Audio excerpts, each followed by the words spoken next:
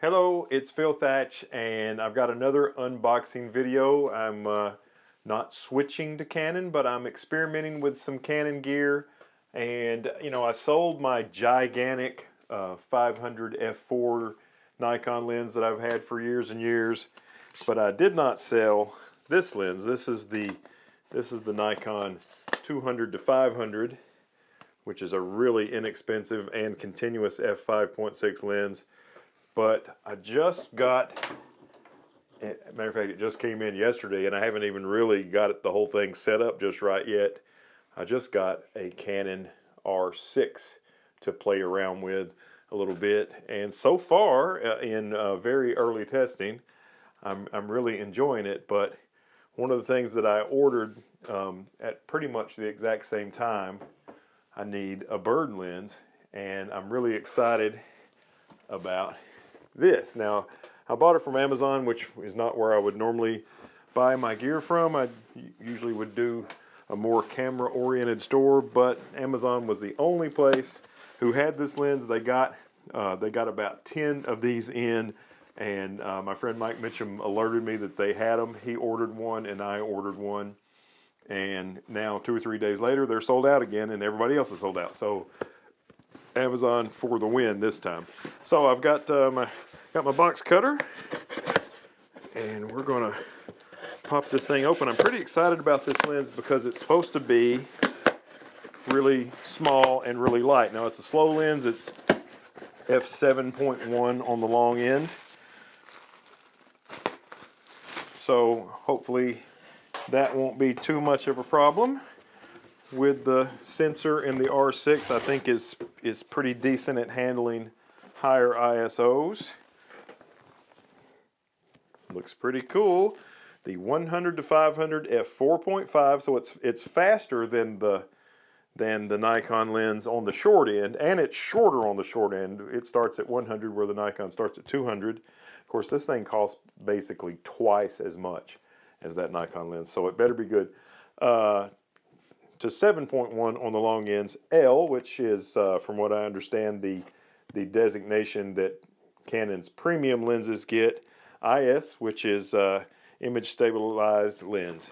So let's see what we have in here. Ooh. First thing I see is some paperwork to not lose.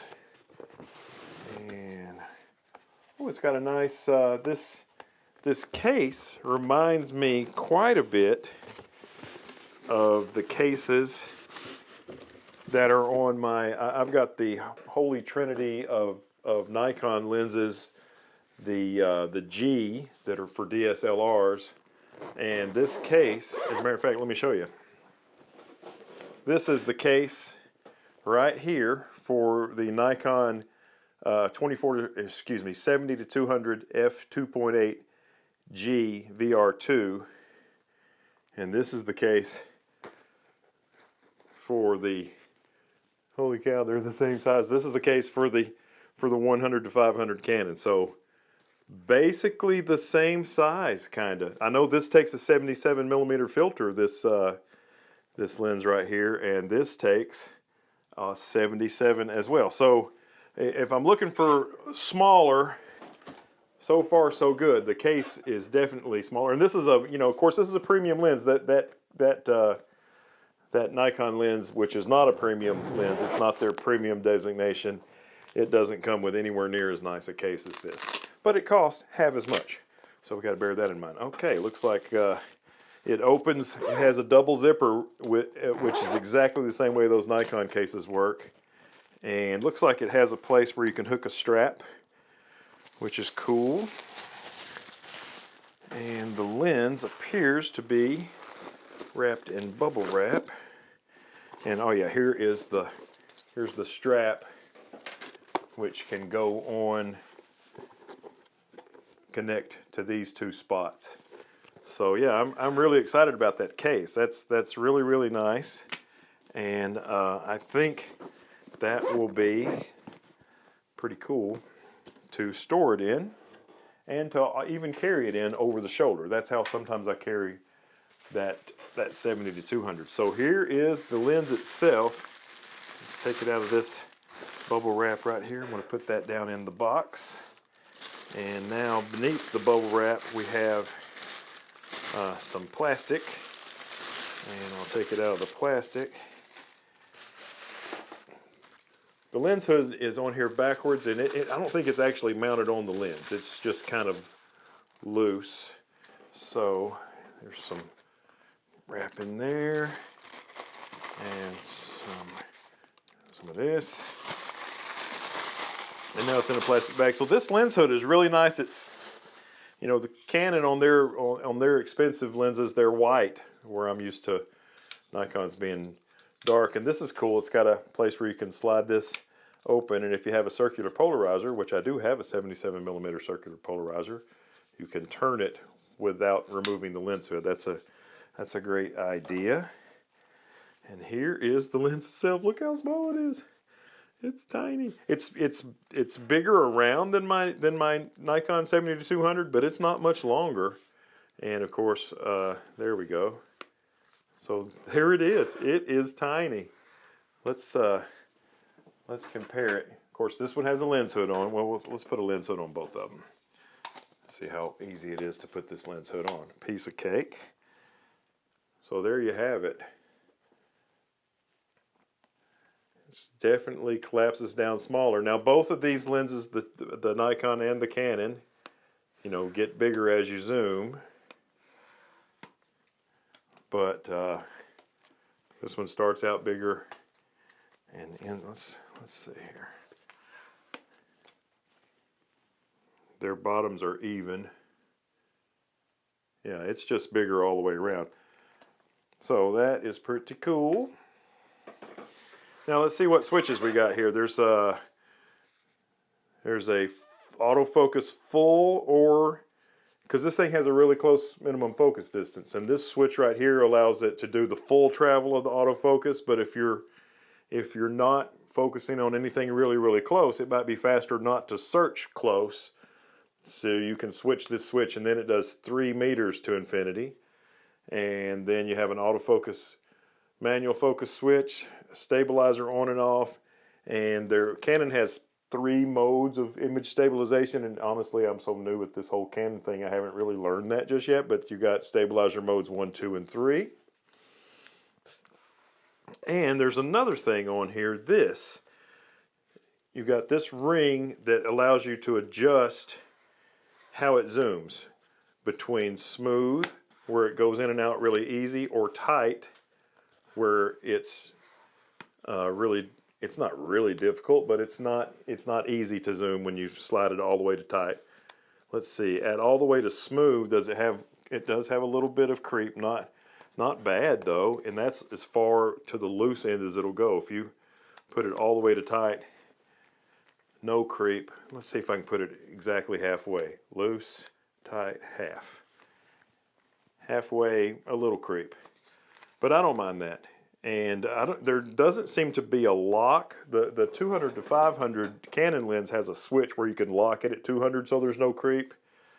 And there is a control ring. These Canon mirrorless cameras have a control ring that you can program in the camera for this to do aperture or exposure compensation or whatever you want. So that's kind of cool. I think it's really pretty. You know, it's a beautiful looking lens. Sorry about my noisy chair. Canon 100 to 500. I believe this lens hood is complete, or this tripod collar is completely removable. I don't know exactly how to do that, so let's see.